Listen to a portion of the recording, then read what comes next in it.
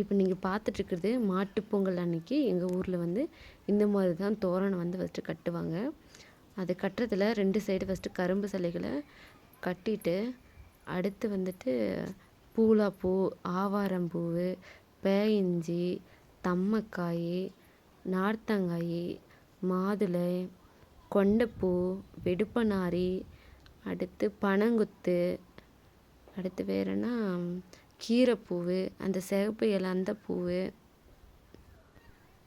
கொலசேப்பை, இது எல்லாமே வந்து கட்டுவாங்க. அது மட்டும் இல்லாமல் கீரைப்பூ, சிவப்பு தண்டு கீரைப்பூ, இது எல்லாமே கட்டுவாங்க. இது கட்டுறதுல வந்து அந்த கத்தாழை நார் உரித்து அதில் தான் கட்டி தொங்க விடுவாங்க. இது பார்க்குறதுக்கே அவ்வளோ அழகாக இருக்கும். உங்கள் ஊரில் இந்த மாதிரி தோரணம் கட்டி பொங்கல் கொண்டாடுவாங்களா அப்படிங்கிறத கமெண்டில் சொல்லுங்கள். நம்ம சேனல் ரொம்ப பிடிச்சிருந்துச்சின்னா லைக் பண்ணிவிட்டு சப்ஸ்கிரைப் பண்ணிக்கோங்க. நன்றி.